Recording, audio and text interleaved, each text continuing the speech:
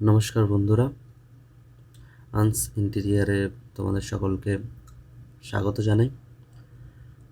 আশা করব তোমরা সবাই ভালো আছো।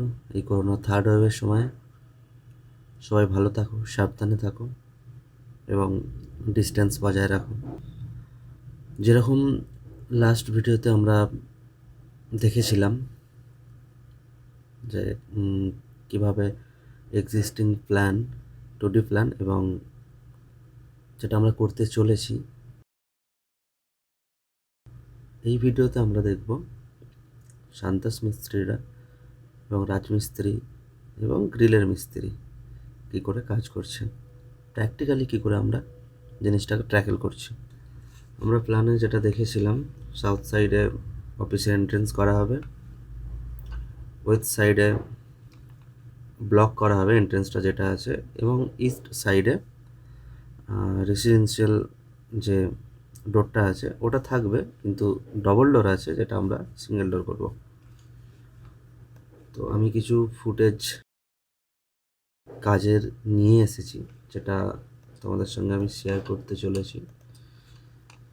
এই যে এখন যেটা দেখতে পাচ্ছ, এটা আমি ফ্যাক্টরি দিয়ে যে গেটটা আছে সেই গেট দিয়ে অফিসে এন্টার করছি। আমার সান্তাস ভাইরা কাজ করছে ওখানে। আর সামনে যে ডোরটা দেখতে পাচ্ছি, এই ডোরটা হচ্ছে রেসিডেন্সিয়াল পারপাসে যেটা ইউজ করা হয়। আমরা এই রকম সিচুয়েশানে অফিসটা পেয়েছি, যেটা আমি তোমাদেরকে দেখাচ্ছি। আমার সান্তাস ভাইয়েরা চটাচ্ছে, ওটার প্লাস্টারটা তোলা হচ্ছে, কারণ গ্রাউন্ড ফ্লোর প্লাস এখানে ড্যাম্প চলে এসেছিলো এই ওয়ালটা। তো এই ওয়ালটাকে আমাদের ড্যাম্প প্রুফিং করা খুবই দরকারি। তো সেই জন্য পুরোনো প্লাস্টারকে প্রথমে তুলতে হয় ড্যাম্প প্রুফিং করার জন্য, এবং নতুন করে প্লাস্টার করা হয় আবার ওখানে ড্যাম্প প্রুফিং মেটেরিয়ালস দিয়ে। এটা এখন যেটা করছি সেটা হচ্ছে, যেখানে সাউথ সাইডে একটা যে ডোর আর একটা ছোটো উইন্ডো থাকবে, তো সেটা করার জন্য এক্সিস্টিং উইন্ডো, যেটা বড় উইন্ডো ছিল কাঠের, সেটাকে খোলা হচ্ছে। তারপর এখানে একটা ইটের দেওয়াল গাঁথতে হবে। তার একদিকে থাকবে ডোর, 42 ইঞ্চির ডোর এখানে হবে উইথ ফ্রেম। এখানে 4x3 ফ্রেম বসাবো আমরা শাল কাঠের। আর তার ঠিক লেফট সাইডে এই পোর্শনটায় একটা ছোট 14 ইঞ্চির উইন্ডো হবে, যেটাতেও ফ্রেম থাকবে 4x3 এবং একটা সিঙ্গেল পাল্লার সেগুন কাঠের উইন্ডো থাকবে। এখন যেটা করা হচ্ছে সেটা হচ্ছে, এখানে নিচের যে ডোরের পোর্শনটা, সেখানে ব্রিকগুলোকে তুলে ফেলা হচ্ছে। বাদবাকি এই পোর্শনটায় যে সিল হাইট পর্যন্ত রাখা হয়েছে, কারণ এই জায়গাটাতেই উইন্ডোটা আসবে, আর এই পোর্শন দিয়ে একটা 10 ইঞ্চির ওয়াল হবে। এই যে পুরনো ইট যেগুলো বেরিয়েছে, আগেকার দিনের ইট সত্যি এক নম্বর, মানে এখনকার ইটের সঙ্গে যদি তুলনা করা হয়, এক নম্বর বলা চলবে পুরোনো দিনের ইটগুলো। 35-40 বছরের ওপর বাড়ি ইট, দেখো কত শক্ত আর কত মজবুত ইট।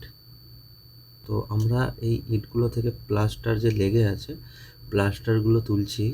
প্লাস্টার তোলার পর কী করা হবে, এগুলোকে রিইউজ করা হবে, যেখানে দরকার সেখানে এগুলোকে রিইউজ করা যেতে পারে, কোনো প্রবলেম হবে না তাতে।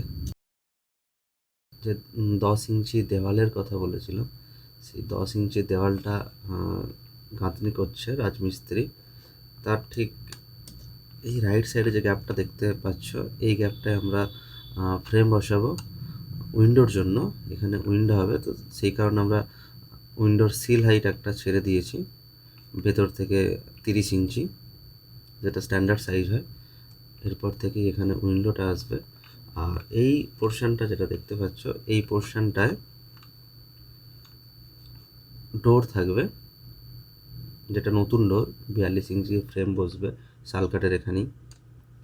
তারপর ফ্লাশ ডোরের উপর ল্যামিনেট পেস্টিং ডোর হবে। এখানে সব থেকে বড় চ্যালেঞ্জ ছিল যে ওনার এই অফিসের ডোর, যে আমরা এই দিকের ওয়ালটা কেটেছি, সেম ডেতে আমাদেরকে কলাপসেবল গেটটা লাগাতে হবে।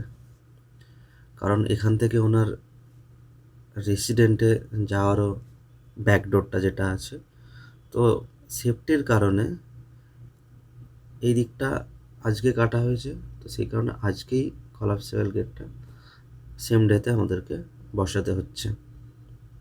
আমরা যে পুরোনো দিনে দেখতে পেতাম কলাপসেবল গেট বসানোর নিয়ম ছিল যে একটা হোল রাখা হতো, হোলের মধ্যে quarter size stone chip, cement, বালু মিক্স করে কলাপসেবল গেটের পিনটা ইনসার্ট করা হতো এবং তার পাশ দিয়ে এই মিক্সারটাকে, মোটরটাকে চেপে দেওয়া হতো।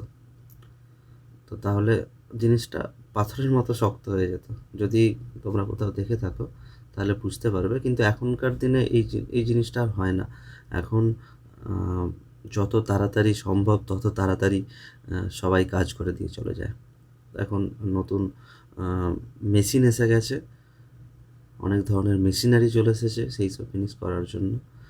এগুলো বলবো না যে স্ট্রং হয় না এগুলো। তো এখানে সেই নতুন প্রসেসেই কলাপসেবল গেটটা আমরা বসিয়েছি। প্রথমে ড্রিল করা হয় ওয়ালে, এবং যে ছোট ছোট আয়রন বারগুলো আছে, সেই আয়রন বারগুলোকে ইনসার্ট করা হয় এবং ওয়েল্ডিং করা হয়।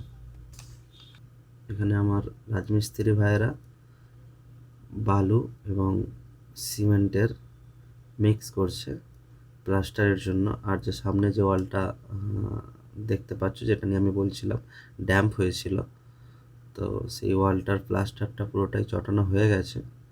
এবার ওখানে প্লাস্টার করা হবে। আজকে এই পর্যন্তই থাকলো। পরবর্তী ভিডিওতে আমরা দেখব কার্পেন্টাররা কী করে কাজ করছে এবং কোন জায়গায় কীরকম কি আমরা প্যানেল বানাচ্ছি অ্যাজ পার 3D ডিজাইন। নমস্কার, ভালো থাকবেন, সাবধানে থাকবেন।